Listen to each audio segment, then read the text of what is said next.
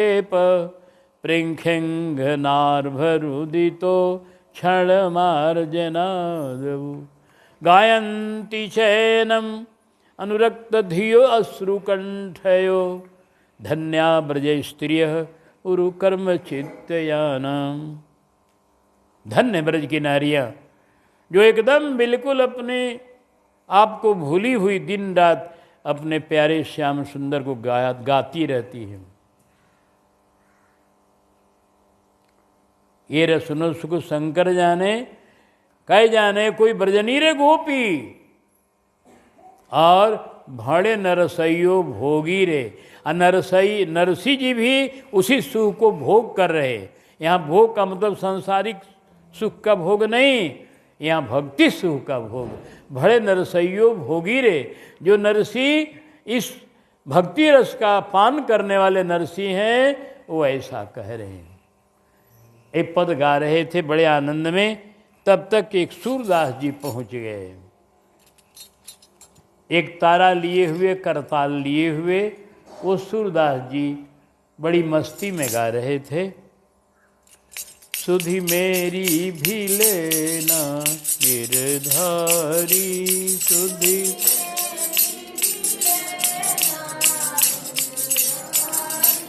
सुधि मेरी भी लेना गिरधारी सुधि।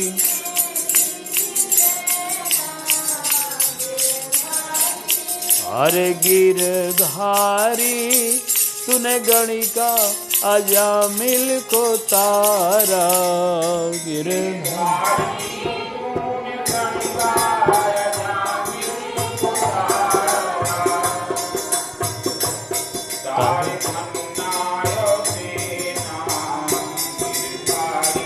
तारे धन्नाय सेना गिरधारी।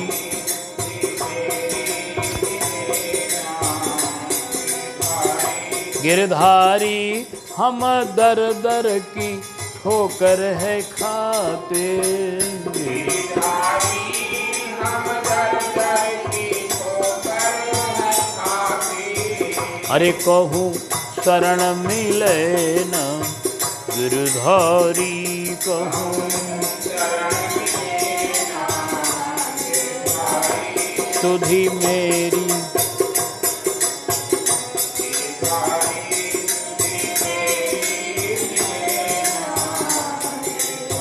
गिरधारी तुम सारे जगत के हो दाता। गिरधारी तुम सारे जगत के हो दाता। अरे कुछ मुझको भी देना गिरधारी कुछ।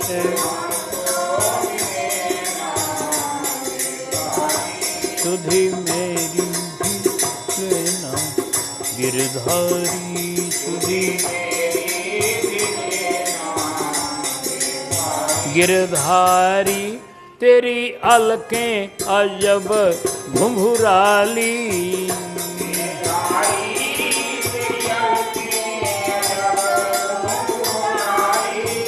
गिरधारी अलकें अजब घुंघराली। गिरधारी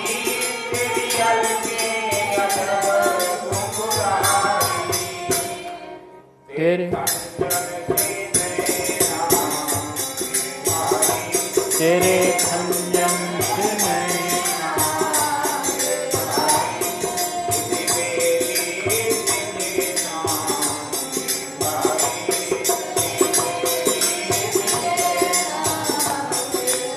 गिरधारी जाने श्रवणनि में कब तक पड़ेंगे।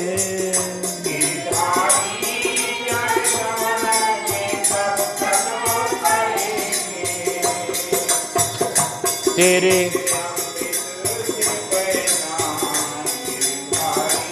तेरी अमृत से बहना। गिरधारी अपनी बगिया का कुछ भी बना लो।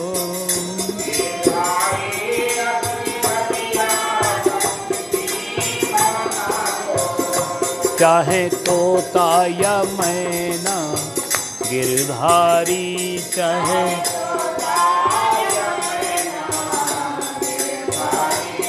अरे गिरधारी अपने चरणों में मुझको लगा लो गिरधारी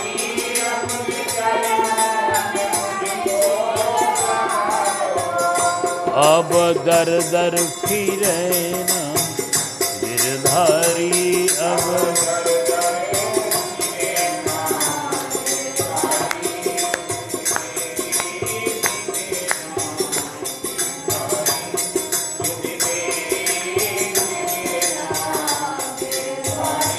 अरे गिरधारी हम नारायण गुण गायक गिरधारी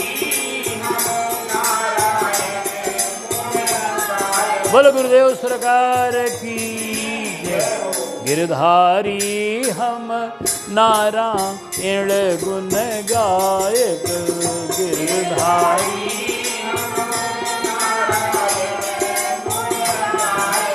अरे नहीं तुझ बिन चैना गिरधारी नहीं सुधी मेरी भी लेना गिरधारी सुधी मेरी भी लेना गिरधारी सुधी।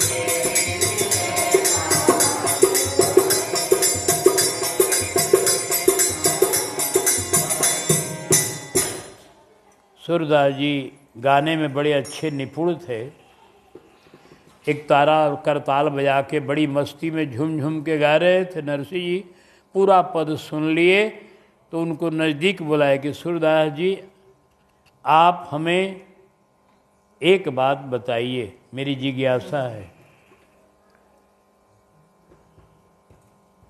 आपके इस भजन करने का क्या मतलब है? हम समझ नहीं पा रहे हैं आपका प्रश्न। हमारा प्रश्न ये है कि आप भजन किस लिए कर रहे हैं? आप भजन जो गाते फिर रहे हैं किस लिए? कुछ लोग तो ऐसे होते हैं जो भगवान के भजन में उनका मन लगा हुआ है, लेकिन दुनिया में थोड़ा घूम लेते हैं इसलिए गाते हुए कि कुछ अपना रोटी के लिए इंतजाम हो जाएगा भोजन का, फिर अपना रोटी का इंतजाम हो गया, अपना भजन करते हैं। कुछ लोग ऐसे भी होते हैं सूरदास लोग जो अपना रोटी के लिए एक आध भजन कहीं गा लिए, गाकर कुछ मिल गया, फिर अपना कुटिया पर अपना जगह पर चले गए जहाँ रहते हो तहाँ, वहाँ बैठकर भजन करके अपना जीवन ऐसा भजन बिताते हैं। और कुछ ऐसे लोग भी होते हैं जो इस भजन को अपने संग्रह का माध्यम बनाते हैं। ये भजन करेंगे तो खूब धन संग्रह होगा और खूब पैसा जुट जाएगा, पैसे के द्वारा खूब हम मौज उड़ाएंगे, सांसारिक सुख खूब अपना कर लेंगे। तो अगर आप सांसारिक सुख के लिए ये भजन कीर्तन गाते हुए घूम रहे हो और आप संग्रह की वृत्ति वाले हो तो कोई आपसे हमको झगड़ा नहीं है और कोई मतलब ही नहीं, आप जाइए अपना रोजगार कीजिए। और नहीं आप खाली भोजन के लिए ये भजन गाते हुए घूम रहे हो, भोजन और वस्त्र के लिए, तो हमारे यहाँ इसकी कमी नहीं है। हमारे यहाँ आपको भोजन मिलेगा और वस्त्र भी मिलेगा। यहीं बैठकर तब भजन कीजिए, कहीं घूमिए फिरिए नहीं। हमारे ठाकुर जी को सुनाइए और सुनाते रहिए, आपको ठाकुर जी का प्रसाद मिलता रहेगा। अगर आप खाली भजन करते हैं भोजन भर के लिए, तब सूरदास जी ने कहा कि सरकार हम तो लाचार आदमी हैं, भोजन के लिए अपना रोटी के लिए कुछ गा लेते हैं, इससे रोटी मिल जाती है वो हो गया, और अधिक हमको क्या चाहिए? अगर हमको ऐसा जगह मिल जाए जहाँ हमको भोजन मिले तो हमें दुनिया में घूमने की क्या ज़रूरत है? तब तो एक ही जगह बैठकर भजन करेंगे और खूब मस्ती लेंगे। कहा कि तो ठीक है यहाँ बैठिए, लेकिन एक बात कहा, बोलिए। बात ये है कि आप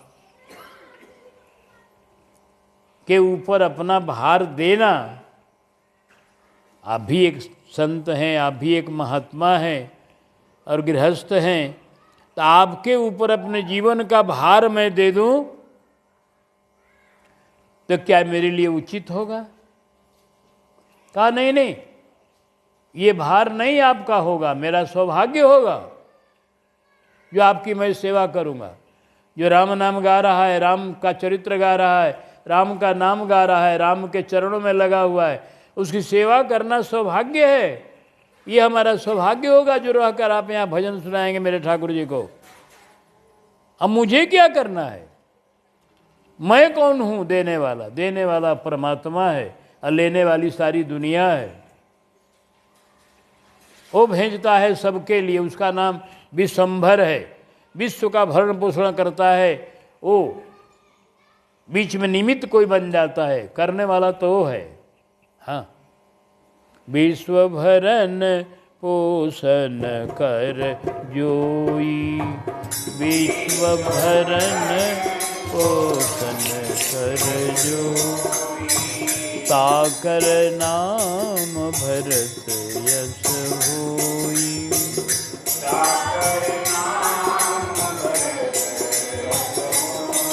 देखो जरा इनकी लीला।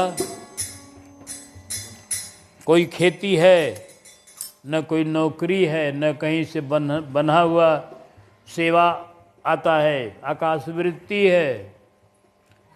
तो पर भी इतना उदार हृदय है कि सूरदास जी को रख लिया। देखा देखी धीरे धीरे 16 सूरदास हो गए। 16 सूरदास लोगों का एगो समाज जुट गया यहाँ। अब सबका भोजन, अब सबको वस्त्र नरसिंह जी दे रहे हैं। कहाँ से दे रहे हैं ये कौन बताए? जिसको भगवान ही दर्शन दे दिए हैं, अब उसको क्या कमी है? वो तो अपना उदार हृदय है जिसका, देने वाला तो वही है, दूसरा कोई क्या देगा? तो भगवान भेजते हैं इनके यहाँ, और सूरदास जी लोग और इनका परिवार भी जो है वो सब लोग आनंद में रहते हैं। यहाँ बिल्कुल वैकुंठ का आनंद है इनके कुटिया पर। और धीरे धीरे भक्ति का विस्तार गुजरात में बढ़ते जा रहा है। अब भगत लोग बढ़ते जा रहे हैं और भक्ति का विस्तार होते जा रहा है। नरसिंह जी जगह जगह जाते भी होंगे, वर्णन तो नहीं है ऐसे, लेकिन जब भक्ति का विस्तार हो रहा है, उस विस्तार करने के लिए जब ये रखे गए वहाँ, तो कभी कभी भक्तों के यहाँ भी जाते ही होंगे। अपना इस तरह से गुजरात में भक्ति का विस्तार होने लगा। एक समय की बात तो बता रहे हैं गुरुदेव। एक समय कुछ संत पधारे,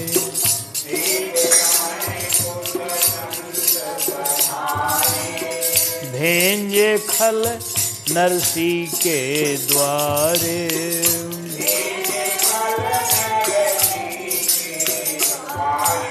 उन्हीं से हुंडी ले हूँ लिखाए,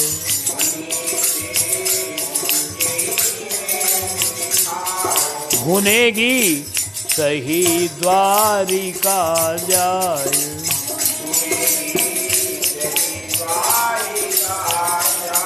बिना हठ परे देहि टरकाए।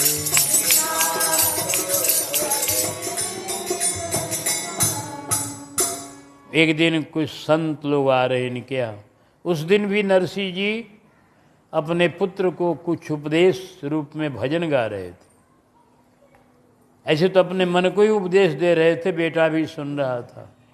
मन त्याग हरि विमुखन के संग रे, चलो संतन के संग प्रेम पंथ पे। मन त्याग हरि विमुखन को संग रे, चलो संतन के संग प्रेम पंथ पे। ओ दुर्जन के संग अति घातक भयंकर,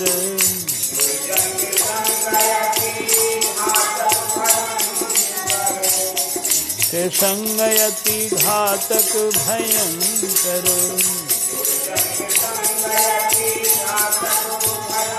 कैसे?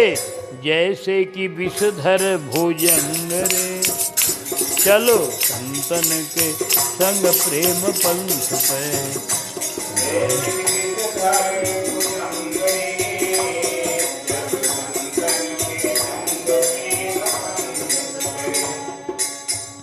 दुर्जन का संग बड़ा भयंकर है, सांप की तरह। कहा सांप से भी भयंकर, क्यों? कि बिच्छू के पुच्छ विष, सर्पन के दंत, किंतु के पुच्छ विष अरे दुर्जन के विष अंग अंग रे, चलो संतन के संग प्रेम पंथ पे।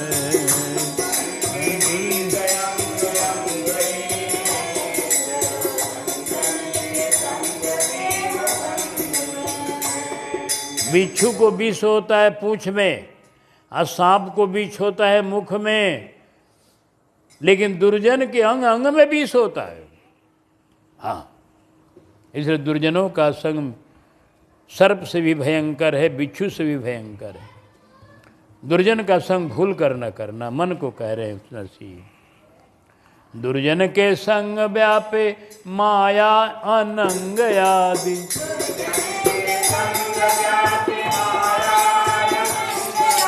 दुर्जन के संग व्यापे माया अनंग आदि।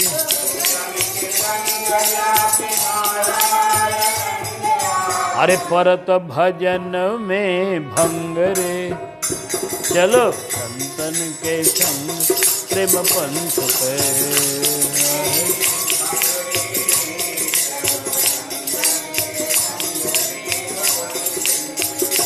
आहे परत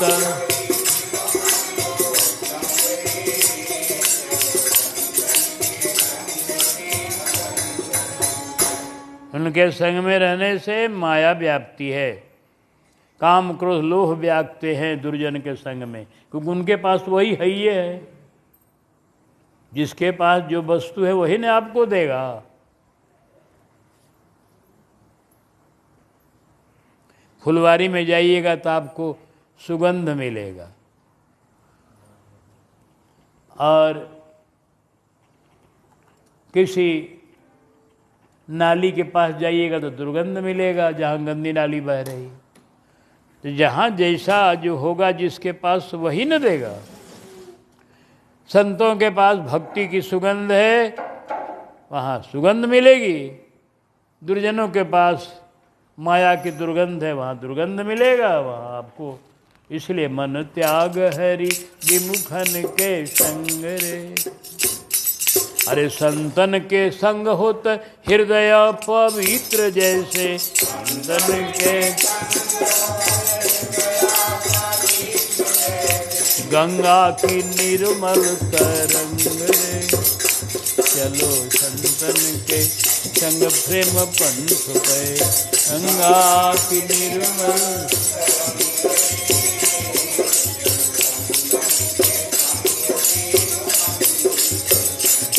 मन त्याग।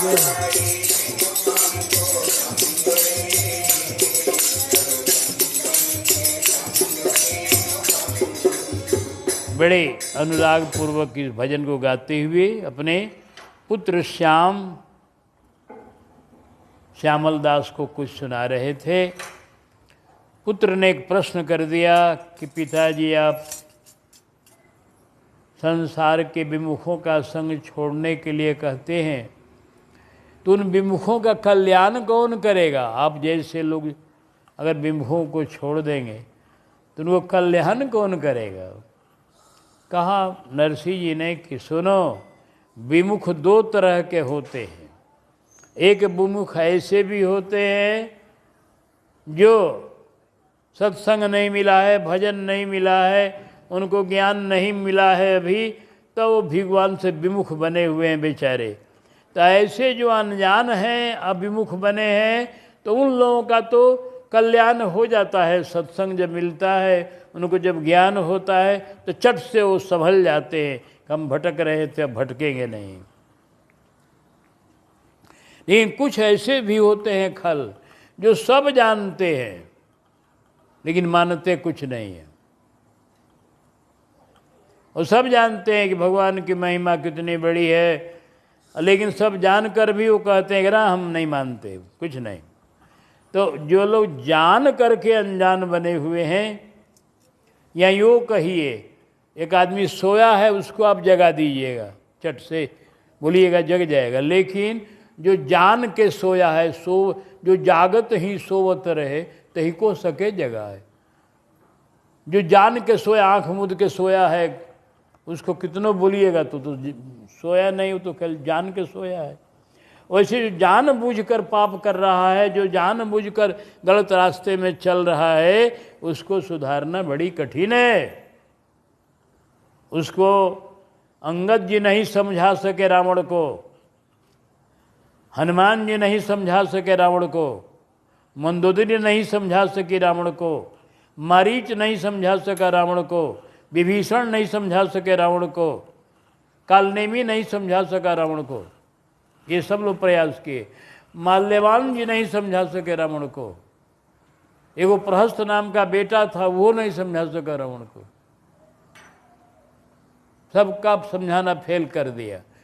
तो जो जानबूझ करके इस तरह से पेटेंट खल है, उनको सुधारने के लिए चिंतन करना कठिन होगा। इसलिए उनका संग छोड़कर अलग भजन करना ही ठीक होता है। और देखो बेटे, संसार में ऐसे तुम्हारी भावना अच्छी है, कल्याण की भावना है तो, लेकिन कल्याण करने के साथ साथ कहीं प्रतिष्ठा की तरफ मन झुक जाएगा तो कठिनाई हो जाएगी। इसलिए चमत्कारों से, प्रतिष्ठा से साधक को बचना चाहिए।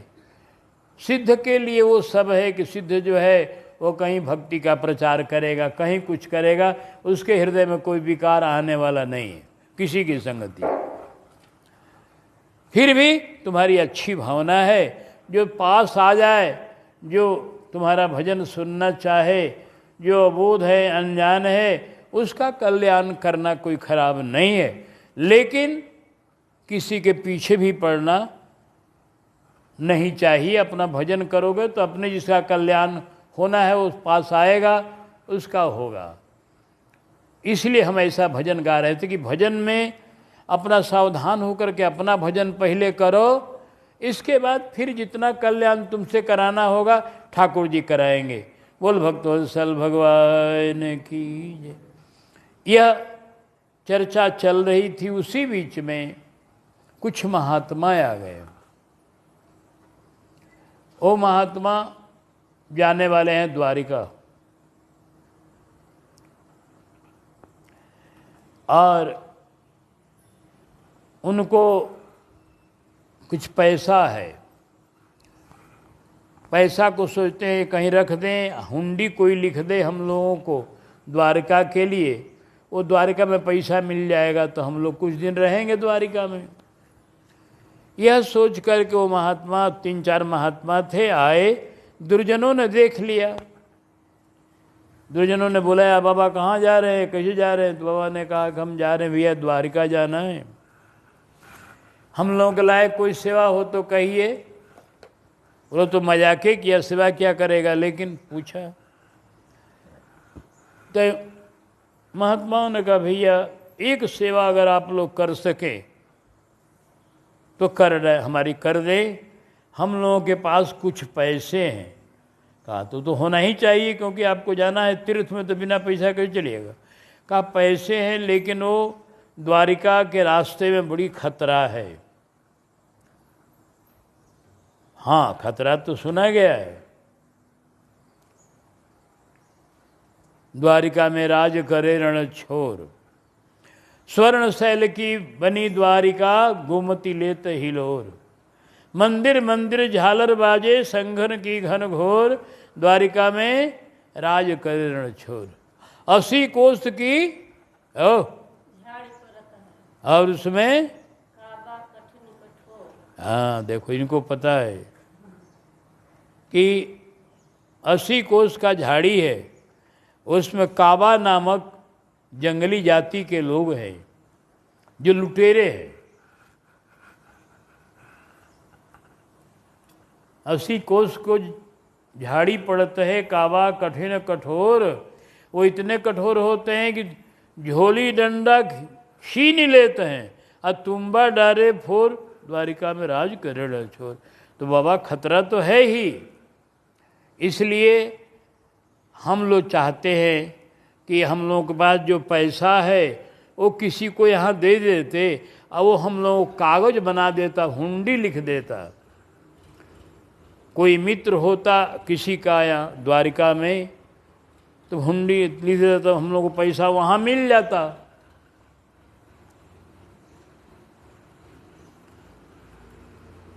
अब लोगों को मज़ा लेने के लिए मन में आया, हाँ हाँ बढ़िया, हम लोग जगह बताते हैं आपको, हुंडी लिखिएंगे। यहाँ से देखिए वो दिखाई पड़ रहा है, वहाँ जाइए, थोड़े दूर पर वो जगह है। अब वहाँ नरसी नामक एक भगत है, उन्हीं की हुंडी चलती है द्वारिका में, और किसी की नहीं चलेगी। हुंडी चलेगी उन्हीं की, कहाँ। लेकिन एक बात है, को हुंडी जल्दी लिखते नहीं है, बड़े दूसरे ढंग के व्यक्ति हैं। वो कितनों कहेगा जल्दी हुंडी लिखने को तैयार नहीं होंगे। लेकिन आप लोग साधु है, धारणा दे के पड़ जाइएगा एकदम कि हुंडी लिखना है, नहीं तो पानी नहीं पिएंगे, भोजन नहीं करेंगे, तब जाके हुंडी लिखेंगे। तो लिखेगा ना, इसे नहीं लिखते हम। आप लोगों ने बढ़िया बता दिया। हाँ, सावधान होकर जाइए, आप साधु महात्मा हैं, आपका काम करेंगे, लेकिन थोड़ा हठ करना पड़ेगा। महात्मा आ गए नरसिंह जी के, श्यामल दास को कहा कि जाओ इनको सब को सत्कार करने के लिए जल लाओ, सबका चरण पर छालन किया जाए, सबको सम्मान किया जाए। दोनों बाप बेटे सेवा में जुटने लगे। उन महात्माओं ने कहा, नरसिंह जी, हाँ बाबा पहले आप लोग बताएं, आप लोग कहाँ से आ रहे हैं, कहाँ जाना है, आप लोग कैसी व्यवस्था हम करें, आप ढंग से यहाँ रहिए, आपका घर है। उन लोगों ने कहा कि सुनिए, रहने की बात अभी बात की होगी, हम लोग का पहले निवेदन सुनिए। हमको द्वारिका जानी है, द्वारिका जाना हम लोगों को है, और द्वारिका हम लोगों के पास कुछ पैसा, वहाँ रहना है जाकर कुछ दिन, और कुछ पैसा हम लोगों के पास है। तो हम लोग सोचते हैं कि पैसा आप ले लेते और द्वारका के लिए हुंडी आप लिख देते, तो हम लोगों का काम हो जाता, द्वारिका में पैसा मिल जाता, वहाँ कुछ दिन रह लेते। नरसिंह जी ने कहा कि सरकार, हम हुंडी का व्यापार करने वाले व्यापारी नहीं हैं, हम तो राम जी का गुण गाने वाले एक ब्राह्मण परिवार के हम हैं, और हमारे यहाँ हुंडी का रोजगार नहीं होता है। हाँ, आप लोग कृपा करके हुंडी वाला काम और लोगों से। संतों के चरणों में मेरे 100 नमस्कार, मेरी अर्ज सुनो सरकार।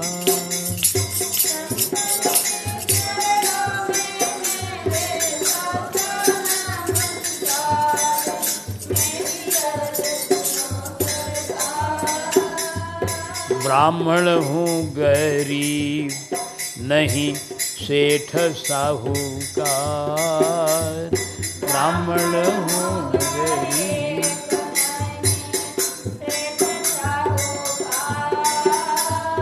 राम गुण गाय पालू, राम गुण गाय पालू, पेट परिवार, मेरी अर्ज सुनो सरकार। राम गुण गाय पालू, पेट परिवार, मेरी अर्ज सुनो सरकार। संतों के चरणों में मेरे सौ सौ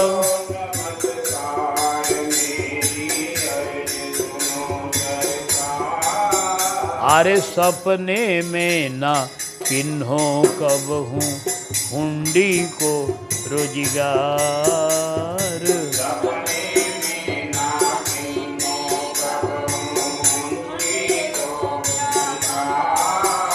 अरे औरन से लिखवाओ हुंडी, औरन से लिखवाओ हुंडी, बिनती बारंबार मेरी अर्ज सुनो सरकार।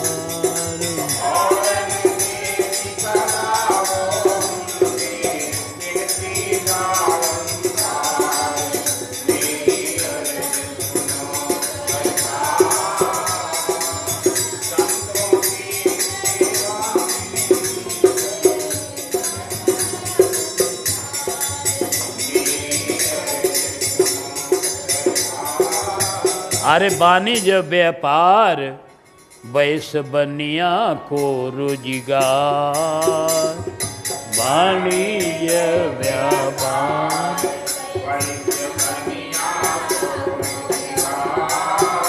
अरे बनिए में और ब्राह्मण में तो, बनिए में और तो अंतर अपार मेरी अर्ज सुनो सरकार।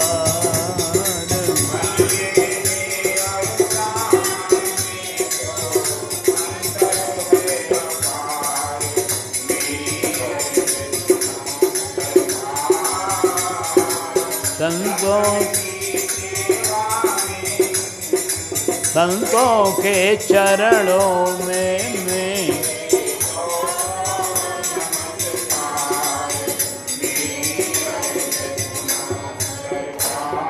अरे भोजन करिए प्रेम से, प्रसाद है तैयार।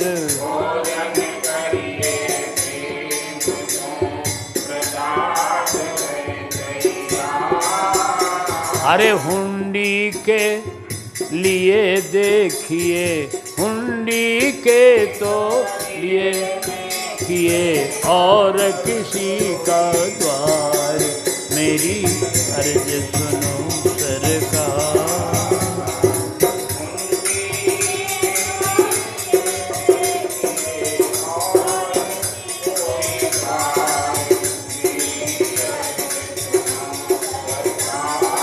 अरे औरनी बहकाए मत करिए नरसी को लाचार।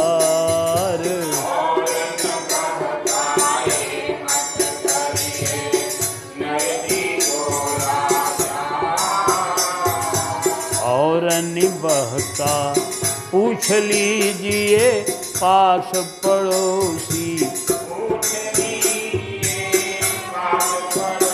अरे की जय जरा विचार मेरी अर्ज सुनो सरकार।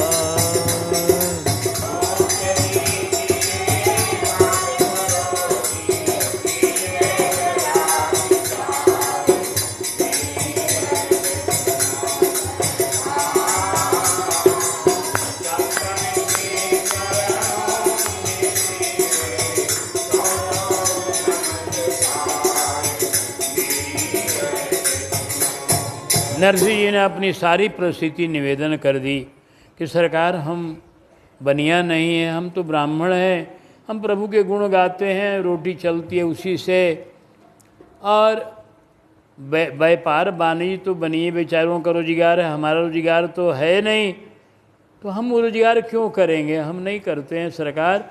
हुंडी का व्यापार मेरे, हाँ आप आए हैं यहाँ, आपका सम्मान है, सत्कार है, आपका घर है, भोजन करिए, हुंडी के लिए कहीं खोज लीजिए कोई बनिया हो तो उसको। ओ महात्मा लोगों को तो पहले सिखा पढ़ा दिया गया है। वो लोग बोले कि संतन की सेवा से अब तो करिए ना इनकार, भगत जी विनती बारंबार।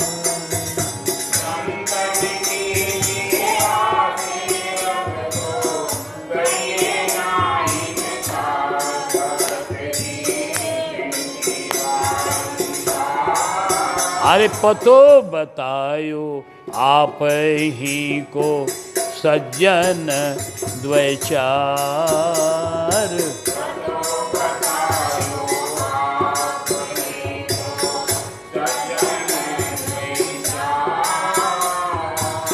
मानो या अपनाओ हम तो, मानो या ठुकराओ, मानो या ठुकराओ हम तो पड़े तुम्हारे द्वार। मेरी अर्ज सुनो सरकार।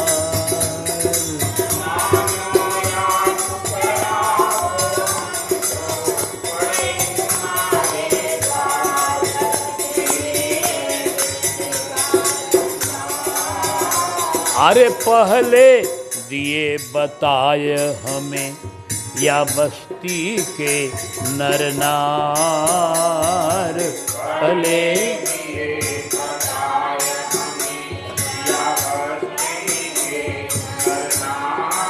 अरे होवे नाही जल्दी हुंडी लिखवे को तैयार। मेरी अर्ज सुनो सरकार। होवे नाही जल्दी हुंडी भगत जी विनती बारंबार। अरे भोजन और जलपान आपनो राखिए संभार।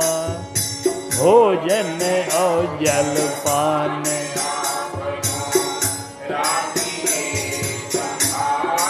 हम लोग भोजन करने नहीं आए हैं, ये जान लो भगत जी। हम लोग काम करो, हम लोगों का भोजन से मतलब नहीं है। भोजन करा दोगे, भोजन के लिए हम आइवे नहीं किए हैं। भोजन और जल पान आपन राखियो संहार। और करो हमारो काम हमें तो हुंडी से दरकार। भगत जी विनती बारंबार।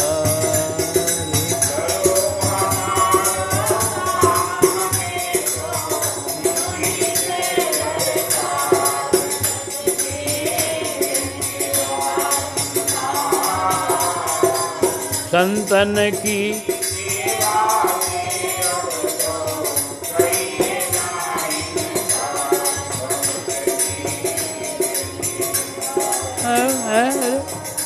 आप साधु हैं, महात्मा हैं महाराज, आप इतना कठोर बन रहे हैं ना, ऐसा नहीं चाहिए। भक्तन को तो होने चाहिए आशय उदार। भक्तन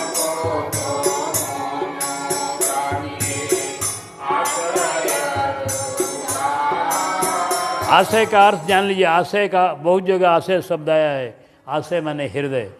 भक्तन को तो होना चाहिए आशय उदार। अरे बनिए नहीं कठोर, बनिए नहीं कठोर, कृपा करी कर दीजिए उपकार।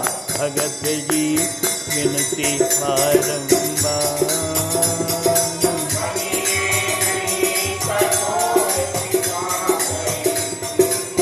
हे उपकार भगत जी। हुंडी को प्रस्ताव आपको करना है स्वीकार। आपको स्वीकार करना है। हुंडी को प्रस्ताव आपको करना है स्वीकार। हुंडी को प्रस्ताव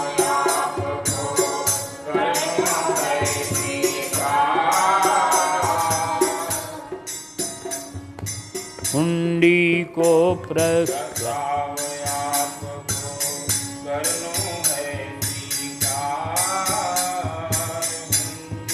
जो प्रस्ताव आपको करनो है स्वीकार। अरे नारायण करिए सोच विचार।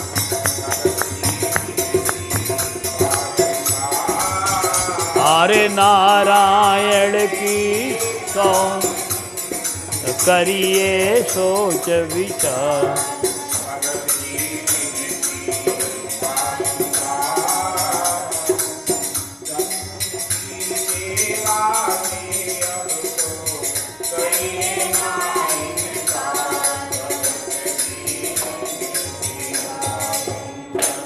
ये भोले भाले बाबा लोग हैं, इनको दुष्टों ने बहका दिया है।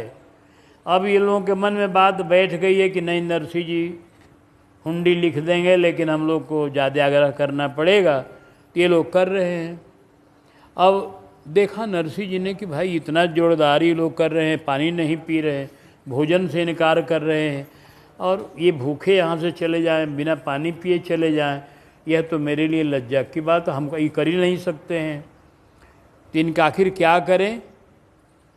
मन में कुछ थोड़ा भगवान को ध्यान किए, क्या लीला ठाकुर कर रहे हैं आप, क्या करें हम? तो ठाकुर जी तो हृदय में बैठे हुए प्रेरणा कर दिए कि द्वारिका में और कोई नहीं है तो हम हैं ना, हम हैं कि नहीं है, बोलो। आप तो है ये हैं, बस हम हैं तुम्हारे संबंधी। तो हम जब है ये हैं तो चिंता क्या कर रहे हो, हम यहाँ बैठे हैं द्वारकाधीश। बस नरसिंह जी के मन में आ गई बात कि ठाकुर की इच्छा यही है तो हो जाए, तब कोई बात नहीं। बोले नरसिंह ठीक है, आप लोग का इतना आग्रह है, ऐसे मैं हुंडी लिखने वाला नहीं हूँ, हमारी हुंडी यह प्रथम होगी। संबंधी तो हमारे जरूर हैं द्वारिका में, बड़े पक्के संबंधी हैं, लेकिन मैं हुंडी वाला व्यापार न वो करते हैं न मैं करता हूँ। आप संत हैं, नहीं मान रहे हैं तो हम क्या करें? आप भोजन नहीं कर रहे हैं, पानी नहीं पी रहे हैं, तो आपको भूखे तो हम छोड़ेंगे नहीं। तो आप लोगों कहने से हुंडी हम लिखने जा रहे हैं, कहा बस लिख दीजिए, लेकिन इसके बाद आप जानेंगे, वो द्वारकाधीश जानेंगे। द्वारकाधीश नहीं कहा, सामोल साहब, वो जानेंगे। लोगों ने कहा, आपस में बात किया, संतों ने कहा ये बहानाबाजी कर रहे हैं, लिखवा लो कैसे हूँ। पहले हम लोग को पता चली गया है कि नाकुर नुकुर करने वाले हैं, लिखवा लो। कहा लिखिए महाराज जी, कोई बात नहीं है, लिखिए आप। नरसिंह जी चिट लिख रहे हैं, सच्चे संबंधी मेरे द्वारिका के सावल साह, सत सत पदबंदर मेरे नित्य की स्वीकारिए। पहला प्रणाम किया, सैकड़ों सैकड़ों चरण वंदना को स्वीकार कीजिए। दूसरी लाइन में लिख रहे हैं कि धंधो उठायो नयो, हुंडी लिखबे को क्योंकि, संतन के हठ पे संकोच पर्यो भारी है। ये नया धंधा शुरू किया हूं, क्या करूं? संत लोग मान नहीं रहे। 700 रुपया लेने कागज बनाई दिन्हे, तुम्हारो भरोसो एक आस है तिहारिये। संत काज मेरी लाज, तौकर ब्रजराज आज, हुंडी जी निज नरसी की शीघ्र ही शिकारी। बस ये लिख दिया। हाँ, बड़े अच्छे लिख दिए आप तो महाराज, कितना बढ़िया लिख दिए, सब बढ़िया से ठीक। कागज लिखा। एक बात और सुनिए, ये हुंडी का कागज दूसरे को मत दीजिएगा, एक पहले सुन लीजिए। जब दीजिएगा सांवल शाह को, तब हुंडी भेजेगी। कहा ठीक है, चाहे खोजने में कितनों देर हो, दूसरे के हाथ में मत दीजिएगा, ठीक। ये लोग द्वारिका पहुंच गए, और वहाँ द्वारिका पहुंचकर बेचारे ले हुड्डी हरिजन चले, पहुँची द्वारिका माही, खोजत फिरे बाजार में, लह्यो ठिकानो नाहि। हारे थके नगर के बाहर, आपस में बतरा, हारे थके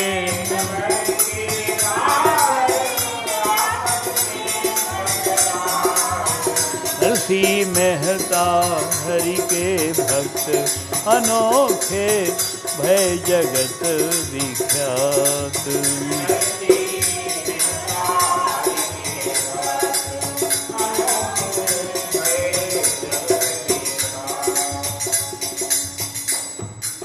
बेचारे दिन भर घूम लिए, दुकान एक एक पूछ लिए कि यहाँ पर सांवल शाह की गद्दी कहाँ है। लोगों ने कहा कि महाराज यहाँ और साहू लोग तो हैं, लोहनी साहू हैं, सुंघनी साहू हैं, कौन कौन साहू लोग हैं यहाँ, करोड़ी मल हैं, कौन कौन, लेकिन ये नाम सांवल शाह नाम की कोई गद्दी नहीं है। एक एक दुकान पूछ गए बेचारे संत लोग, खाए पिए बिना, कहीं भोजन नहीं किए, दिन भर दौड़ते रहे। अंत में अरे वहाँ कोई जान पहचान तो किसी से है नहीं, इसीलिए अपना पैसा लेकर यहाँ आए हैं लोग। अब पास का जो पैसा था वो ख़त्म हो चुका है रास्ते में, अब यहाँ वही हुंडी का भरोसा था, तो हुंडी भंज नहीं रही है, हुंडी के जो भंजाने वाले सांवल शाह मिल नहीं रहे, परेशान हो गए दिन भर। अब भगवान सोच रहे हैं कि मैं क्या करूं। सोचे उत मन में सुजान सुकृतज्ञ प्रभु, किन पे न खोज ऐसी जाते मिल पाऊं मैं। इन महात्माओं की जो खोज है वो बाजार में खोजने से मैं थोड़े मिलता हूँ, ये तो बाजार में खोज रहे हैं, बाजार वाला खोज से मिलता नहीं।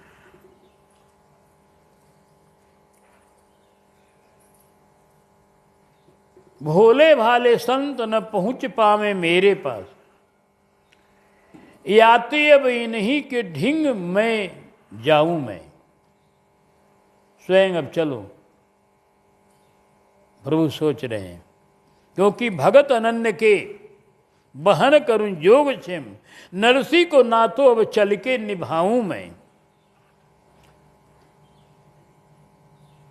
जनकी न लाज जाए, संतन को काज होए, हुंडी की रकम चल शीघ्र ही चुकाऊं मैं। ऐसा सोचने लगे प्रभु, अब मुझे चलना चाहिए। संध्या हो चुकी है, सब महात्मा थक के हार के बैठे हुए हैं, आपस में चर्चा हो रही है। एक महात्मा बोले कि बड़ा ठग से पाला पड़ गया। हम जानते थे कि नरसी भगत है, लेकिन भगत ने वो ठग है। देखो इस नाम का कोई यहाँ है नहीं, और उस नाम पर हुंडी लिख दिया, झूठी हुंडी लिख दिया। तो एक ने कहा कि अरे भैया ठीक है, झूठी हुंडी लिखने का मज़ा तो हम चखाएंगे, लौट कर छोड़ेंगे सब थोड़े, एक एक पैसा वसूल करेंगे और समाज में उनकी बेइज्जती करेंगे। एक तीसरे महात्मा ने कहा अरे भैया अब वो तो जो हुआ सो हो गया, अब यहाँ कैसे रहा जाएगा, मुश्किल तो ये है। ऐसा ठग हम लोगों को ठग लिया कि हमारे रहने वाला प्रोग्राम फेल हो रहा है। एक चौथे महात्मा ने कहा कि पहले आप लोग नरसी को गाली मत दीजिए। कहा है कि नरसी हुंडी लिख नहीं रहे थे, हम लोगों ने जबरदस्ती लिखवाया है। लिखने के बाद पैसा नहीं ले रहे थे, अगर लेते पैसा ले जाइए आप लोग काम करेगा, तो हम लोग जबरदस्ती पैसा दिया उनको। पैसा भी जबरदस्ती, हुंडी भी जबरदस्ती किया हम लोगों ने। उनका क्या दोष है? दोष तो हम लोगों का है। हम लोग को ये अनुमान हो रहा है कि कुछ दुर्जनों ने हम लोगों को वहाँ भेज करके हमारी इस प्रकार की हानि की। इसमें नरसी कोई दोष नहीं है, नरसी को भी हैरान किया, हम लोगों को हैरान किया। ठीक है, नरसी का दोष हम लोग नहीं दे रहे हैं, लेकिन ये बताओ कब करें हम क्या? यहाँ भूख के मारे पेट में कुलकुली ले रही है, और रहें तो कैसे रहें, खाएं तो कहाँ से खाएं, बोलो। अब तो हम लोग ये चिंतन करें। वो महात्मा ने कहा कि आप महात्मा हो, जब संकट गाढ़ा पड़ जाए तो भगवान को पुकारना चाहिए, वो कोई उपाय करेंगे। हम लोग साधु हो के इतना घबराएं क्यों? भगवान को पुकारिए, हम लोगों के मालिक भगवान है, वो कुछ उपाय करेंगे ना। उनके लिए हम घर द्वार छोड़े हैं तो कुछ नहीं करेंगे, ऐसा नहीं है। कहा चलो भगवान का नाम लो, आइए। राम राघव राम राघव राम राघव पाहि मां।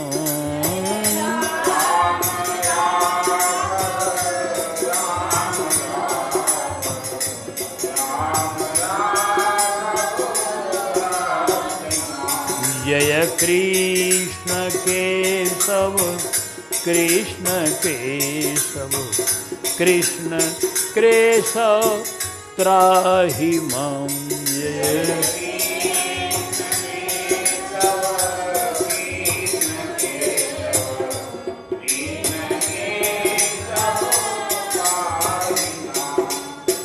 ये जान लीजिए, जब जीव थक जाता है, पहले पुरुषार्थ खत्म के बाद प्रार्थना, प्रार्थना के बाद प्रतीक्षा और इसके बाद भगवान का दर्शन।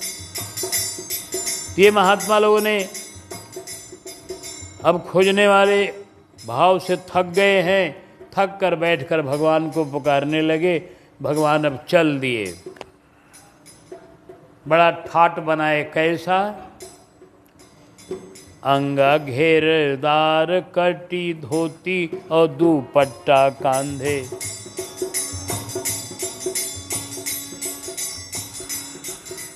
माथे बंधी पाग कान कलम लगायो है।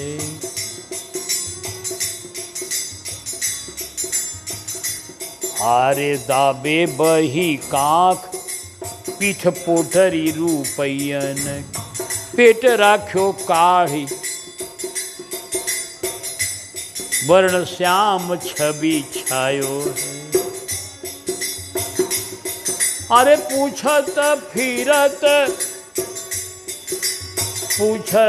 फिरत आय संतन समाज ढीग। नरसी जूनागढ़ से नरसी को हुंडी कौन लायो है। नंदक किशोर रह्यो चोरक सिर मोर। नरसी के काज आज साहू बनी आयो है।